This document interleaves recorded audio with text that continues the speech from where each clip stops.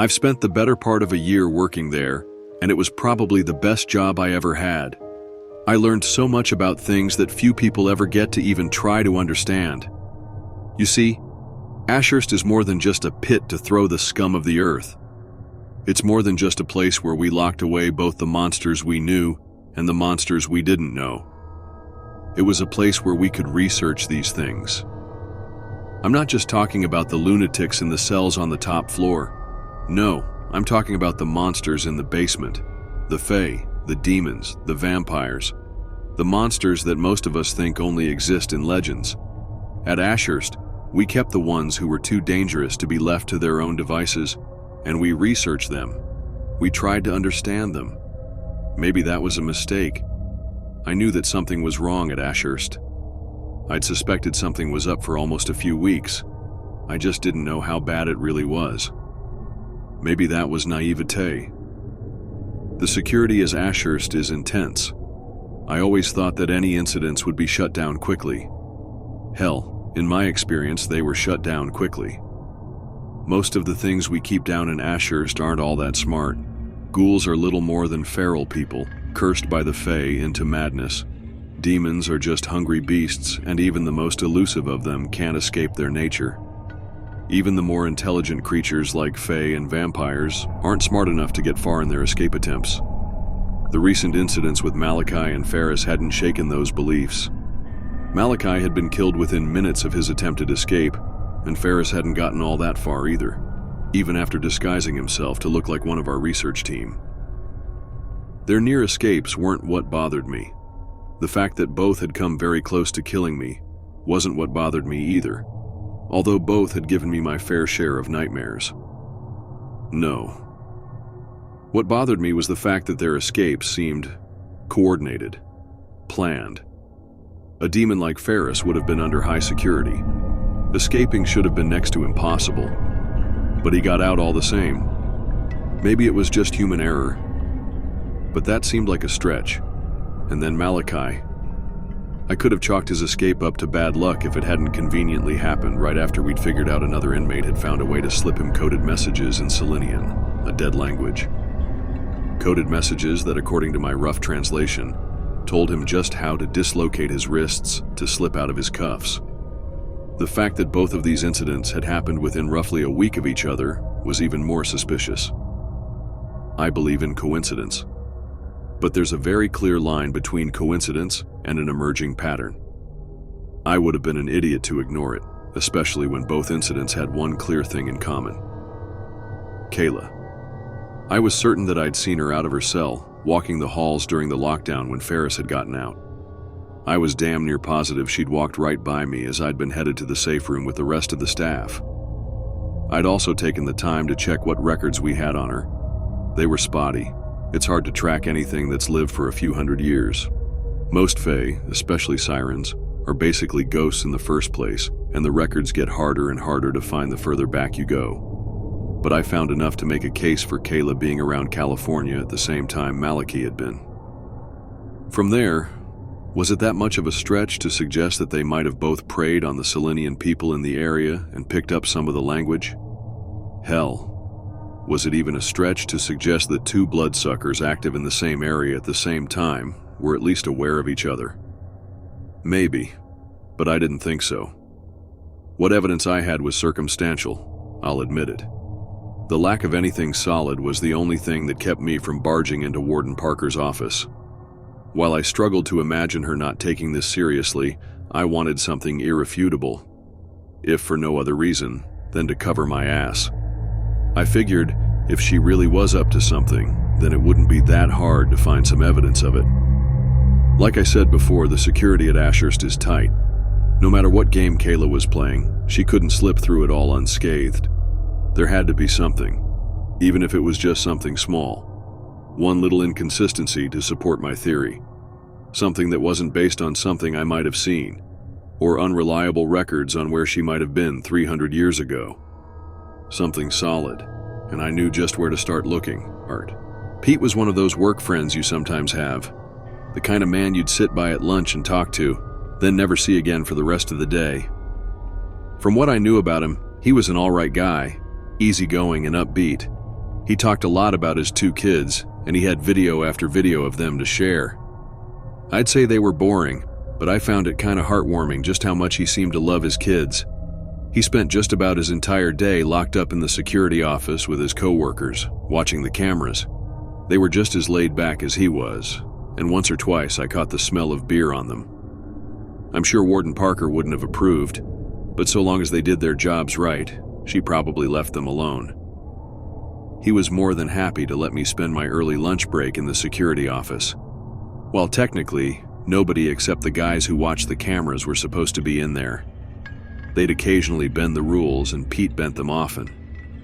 I was always a little surprised that he had the balls to play things as fast and loose as he did. If Warden Parker ever found out, she'd probably have gone into an unholy fury, but he kept a low enough profile to not invoke her wrath. Pete was nice enough to let me go through the tapes from the day of Ferris's escape. I set myself up at a small computer in the back corner of the room, barely touching the ham sandwich I'd brought in, and worked quietly. As payment, I didn't notice the 6-pack of beer he took out of his desk, although I declined when he offered me a can. "Suit yourself, man," he said with a shrug before opening a can and taking a long drink. After that, he left me to my work as I pored over the footage, starting with the camera feed from Kayla's cell. At a glance, nothing was out of place.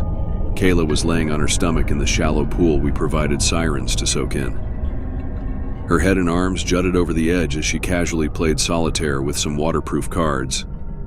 She only occasionally looked up towards the glass wall that separated her from the staff, with a mild disinterest before looking back down. All in all, nothing seemed out of place.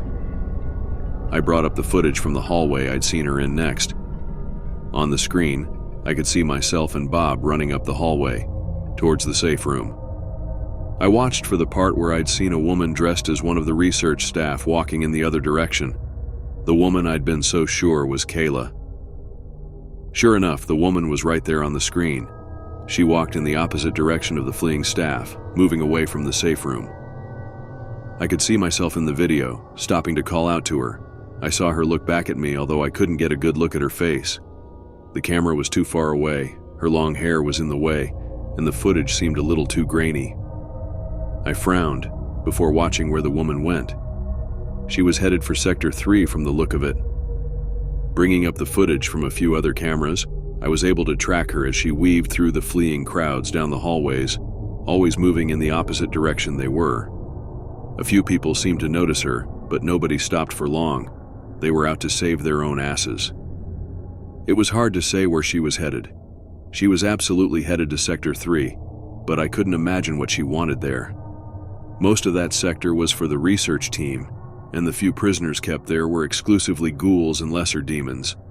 Feral, animalistic things that were only barely sentient. The only thing of particular interest I could think of in that area, aside from a few offices, was the server room. The server room. Maybe that was it. Sure enough, as I followed the unknown woman through Sector 3, it became clearer and clearer that that was exactly where she was headed. I even saw her round the corner into the hallway, where the main entrance to the server room would be. I tried to bring up the camera footage from that hallway, although there were no files to be found. I picked through everything Pete had given me and turned up nothing. This made no sense. "Hey Pete," I called. He looked over at me. "Do you have the footage from Corridor 7 in Sector 3? I don't see that here." "You want Tuesday's footage?" he asked. "Yeah." "No can do." We were running maintenance in Sector 3 on that day. A lot of the cameras were down. I looked over at him. "What?" "Yeah, some sort of update to the system," he said with a shrug. Corridors 7 and 8 were disabled, along with Dr. Henry's office, Dr. Freeman's office, and the server room. I don't know why they shut down that particular area. Everything seemed to be running fine beforehand, but Warden Parker signed off on it. My brow furrowed. Something about that seemed off to me. I wasn't entirely sure what the protocol for routine maintenance was, but it just seemed like a huge blind spot to just have all the cameras around the server room disabled. Dr. Henry and Dr. Freeman's office would have had a view of that hallway, as would the camera in Corridor 8. It seemed far too convenient to be a coincidence. I went back to pore over the other footage Pete had given me. There were a few clips where I was pretty sure I could see Kayla's face clearly, but it was nothing particularly damning. That said, I also didn't recognize the researcher I saw on the screen as anyone else. I sped ahead, looking for some sign of the mystery researcher leaving. Sure enough, about a half hour into the lockdown, I saw someone dressed in security attire leaving the hallway. It was impossible to clearly see their head under their helmet, but their build seemed similar. My gut told me that it had to be the same person, just in different clothes. Who else could it have been? I followed them through the halls once more, watching as they linked up with another security team in Sector 4. I would have expected the team to have reacted in some capacity, but they just seemed to acknowledge the new addition to their ranks and move on as if nothing was wrong, as if they knew who it was. I went back to the footage of Kayla's cell. Seemingly the whole time the lockdown had happened, she'd been playing cards. I even checked the cameras outside of her cell in Sector 5. I could see nobody in the hallway. No security. Nothing. I went back to tracking the security team my mystery person had joined up with. Following them through the halls, I couldn't help but notice that they were going straight towards Sector 5. Odd. They looked like they were headed for Kayla's cell. Looking again at the footage of the hallway outside her cell, I finally found what I was looking for. Nothing at all. Looking at the camera outside of Kayla's cell, I could see nothing but an empty hallway. Looking at the camera in the next hallway over, I could clearly see the security team going down that hall and then coming back a few minutes later, one member short. I felt an actual pang of elation at the fact that I'd actually found something, followed by a sinking discomfort. She'd been escorted back to her cell by a security team. They had to have known who she was. Whatever she was doing in Sector 3, it just happened to be in the area where the cameras were down for routine maintenance. And then there was the fact that there was technically no footage of her outside of her cell. I wasn't sure where the footage that had been used instead came from. Maybe from a lockdown drill. That would have been the easiest to splice in there. But then, who spliced it in? I looked over at Pete. His eyes were off me. If it had been him, I would have expected him to be watching me a lot closer. So maybe it was another member of the security team? It had to be. They were the only ones who could have modified or deleted that footage. Although exactly who it was impossible to know for sure. At the moment, I figured it probably didn't matter. I had what I needed. Pete didn't see me emailing some of the clips to myself. He had his eyes on the live cameras, just as they should have been. I don't know if he would have cared anyway. Still, it was better to be safe. Sirens are interesting creatures. With just one look, they can get in your head. They can hypnotize you. Make you do things you wouldn't normally do. Usually they just use this to keep their prey still and quiet, so they can feed off their blood. But I'd heard of them using it in other ways too. At Ashurst, the staff generally only deals with sirens while wearing protective gear, specifically a visor that protects them from whatever it is that they can do to influence a person. But all they need is a moment of direct eye contact without that visor, and they can get in your head. Just one moment, and it's all over. "You find anything?" Pete asked. I looked back over at him. "Afraid not," I said with a sigh. "Just a dead end." He frowned. "Shit. Well, maybe that's a good thing, you know." "I think it is. Thanks for letting me look around, Pete." "No problem. Give me a shout if you want to grab a beer sometime or something. You know where to find me." I nodded at him before leaving. I needed to find someone I could trust. Someone who I knew wasn't under Kayla's control. Warden Parker was the safest bet.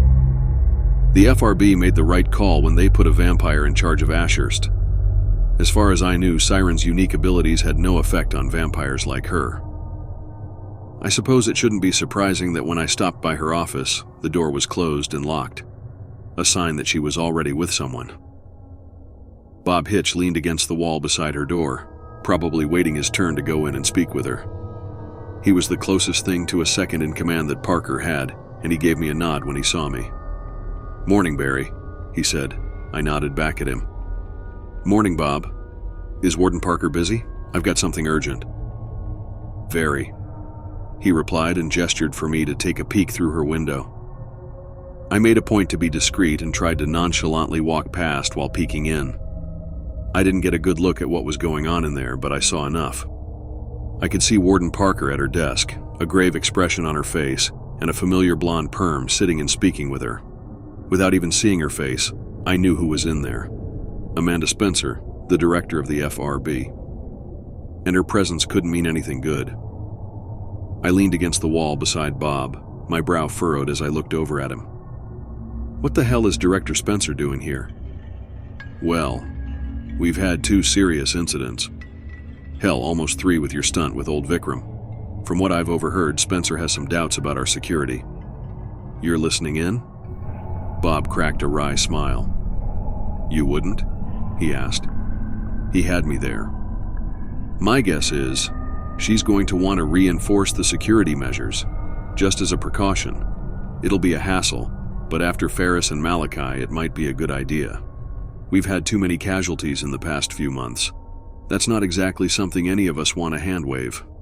Yeah, of course, I said, nodding.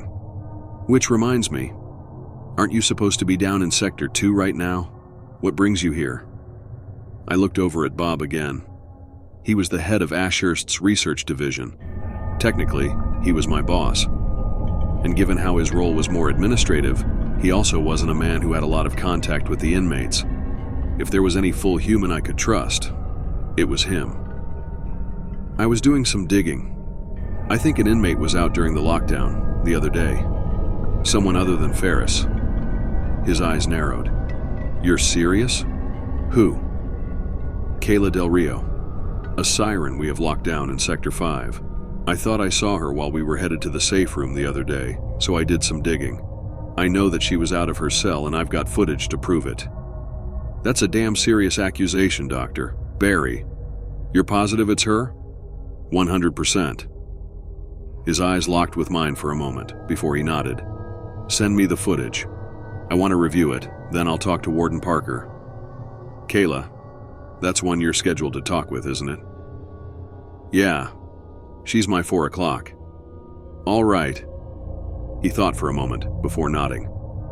I'll put in a request for additional security. I might also sit in on that one with you. I'm going out on a limb and assuming you're going to try and grill her. Bob's answer caught me a little off guard. Not that I hadn't expected him to take me seriously, but the fact that he wanted to get directly involved certainly said something. Do you think I should? I asked. If she's up to something, maybe she'll slip. It can't hurt. Maybe he was right. I nodded back at him. Of course, I'll see what I can get. Good. I'll let you know what Parker says. You should get a move on. I've got this handled. Bob offered a reassuring smile that was impossible not to trust, and the sight of it made me feel like a weight had been lifted off my shoulders. I believed him, and for the first time since Malachi had slipped his cuffs, I actually felt like I was ahead in whatever game Kayla was playing. 4 o'clock rolled around quickly, as I knew it would. My interviews with Kayla were usually difficult, considering how she had no interest in being forthcoming with information. But I'd never felt so tense at the prospect of dealing with her before. I'm not sure what it was, nerves perhaps, maybe something else. But it was something that nagged at the back of my mind, that familiar anxiety that I think everyone has felt at least once in their life. Bob was waiting in the observation room when I got there, staring through the glass at Kayla, who sat relaxed in her metal chair. She'd already slipped her cuffs, and one arm was draped over the back of her metal chair as if she didn't have a care in the world. There were no guards in the room with her, but I knew they were waiting just through the door behind her. 2 more guards were with him. I don't suppose she said anything? I asked. Bob shook his head. I haven't spoken to her yet. I have looked over that footage you sent me, though. I think you're on the money. She was out during the lockdown. His confirmation made my stomach sink. So how should we handle this? We confront her. Bob said, let her know the game is up. Maybe she'll tell us why, or if not that, then at least give us something. Warden Parker is going to seek termination either way. Termination? That didn't surprise me. Kayla was obviously too dangerous to be left alive. You spoke to the warden? I asked. Of course, she's scheduled to be put down this evening. She doesn't know it yet. I'll leave it to you to break the news. I nodded before taking a deep breath. I understand. Well then, no time like the present, I guess. I adjusted my coat and took a deep breath, steeling myself before I entered the interview room. I adjusted my visor to protect myself from her gaze, and I finally stepped inside. Kayla's eyes lit up the moment she saw me, and I watched a wry smile cross her lips. Well, hey there, Dr. Barry, she said cheerfully. I was starting to wonder if you'd forgotten all about me.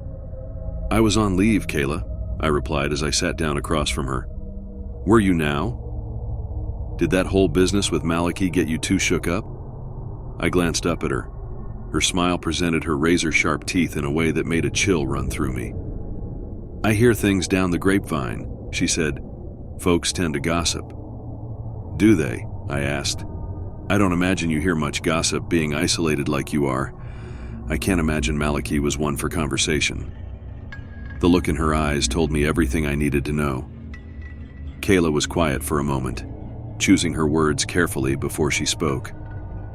One-sided, she finally said, before her smile returned. Figured me out, did you? I just glared at her. Her smile didn't falter for a moment. If you're thinking I was trying to get you, I promise you that I wasn't, she said. On the contrary, the whole point was to get him. What do you mean? I asked. You think I wanted that bloodthirsty idiot to escape? Please. I knew he'd get himself killed and cause a stir in the process. I thought it might be fun. You wanted Malachi dead then? I asked, still no sign of her insidious smile fading. That's what I said, Sugar. Our paths crossed once in California some years ago. His kind hunted in our territory. Conflict was inevitable. Our mutual friend offended some of my late sisters. When I realized he was in here with me, I thought that getting him killed might be a fun little side project. Something to keep my mind occupied, you know? Captivity is boring. What you gonna do? Arrest me? She snickered, but I stayed stoic. Truthfully, I hadn't expected Kayla to be that forthcoming with information. For once in her life, she hadn't disappointed me. But there was still one question remaining. And the messages, how did you get those to him? That's my secret, she said, wagging a finger. I might tell you later on if you're good. There was the Kayla I remembered. Then why don't we talk about Ferris instead? I asked. Who? The lockdown the other day. A demon got out, Ferris. I presume you remember. Oh, that, she said with a shrug. I don't know. I was having a soak. Were you? I've seen some footage that says otherwise. I caught just the slightest twitch in her eye. A momentary flash of something, although I couldn't tell what. Surprise? Anger, perhaps.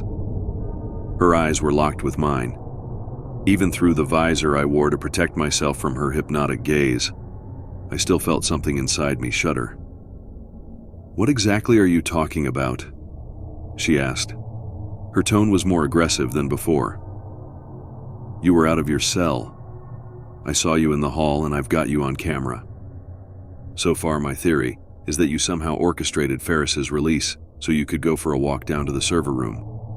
Then some of your friends in security were nice enough to walk you back to your cell and tamper with the footage to try and hide the fact that you were ever gone. I know I'm missing some details, but that's about the size of it, isn't it? Her smile faded at last. Her eyes remained intently fixated on me. Can a girl go for a walk? She asked. Not a girl like you. Not in here. She scoffed. I suppose not. Now I'm thinking about just how much I should tell you. Everything? Or just enough to leave you wanting more?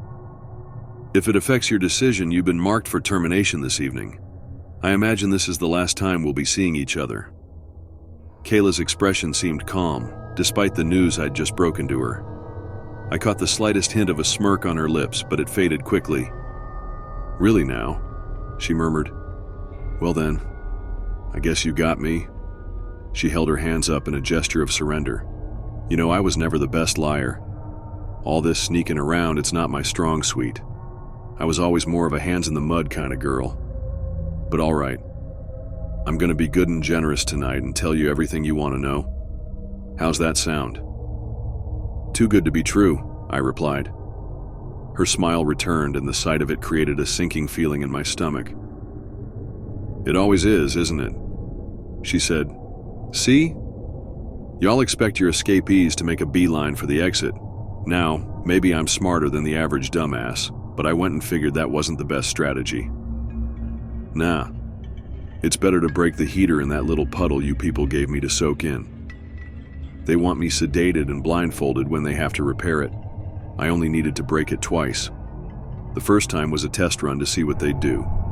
The second time, I had an idea of how long the sedative would take to take effect and managed to fake passing out early. Then, I just needed a second to make eye contact with some idiot on the security team. Just one swing of your arm, and those visors can come right off, especially when security thinks you're passed out. After I had my one guard, I bided my time. Took this place person by person. Hell, I probably run more of this fucking place than the goddamn warden right now. As she spoke, I felt a cold dread in my ribcage. Kayla seemed so calm and at ease, and I felt so alone. I could feel Bob and the security team watching me from behind the glass. I knew they heard every word, and I knew they weren't coming. Kayla kept talking, simply because she could, because it didn't matter what she told me at that moment. She knew I couldn't do a damn thing about it. I imagine that right about now, they've got some doubts on the security of this place. I imagine they're going to want to fix that real soon, and to do that, it might be better if they move some prisoners out for a little while. Now, correct me if I'm wrong, but that's going to be a bitch of a process, ain't it? A lot can go wrong on the road, you know. But you and I can talk about that later. She stood up, essentially leaning against the metal table, her face inching towards mine. Relax, Doc, she crooned. I ain't gonna hurt you. No, sir. She reached out, grabbing my visor, and I let her. Every fiber of my being told me to try and run, but I knew that the doors would be locked. I knew that neither Bob nor security would let me out. Not until she was done with me. All I could do was sit there, rooted to the spot, and feel utterly helpless. Kayla gingerly pulled the visor off my face and set it down on the table in front of me. For the first time, I looked into the eyes of a siren, and I could feel my muscles relaxing. The room around us seemed to fade away. All I could see were those intense brown irises, and all I could hear was Kayla's soothing voice. Her hands were ice cold as they rested on my cheeks, and behind her lips, I could see jagged teeth. Relax. You're with me now. Relax. Relax. Relax. You're with me now. I stepped out of the interview room, feeling more composed than I did when I came in. It was strange. Some deep part of me felt genuine fear. My heart was racing 1,000 miles per second. My hands were still shaking. The world felt hazy and detached, as if I were drunk. My every movement seemed like my own, although something felt wrong. Something that I knew and didn't know at the same time. It was an impossible feeling to describe. Bob regarded me silently, before offering me a warm smile that didn't reach his eyes. No. His eyes said something else, something I now understood all too well. There was an awareness in them, a knowledge that we both shared, a part of ourselves locked away, shut down. It was our turn to be the prisoners now. I looked back at Kayla through the window. She sat still as security cuffed her again, and she wore a knowing smile on her lips. I knew that it wouldn't be long before the finale of whatever she was planning, and though she had me trapped in my own mind, I knew I had to find some way to stop her.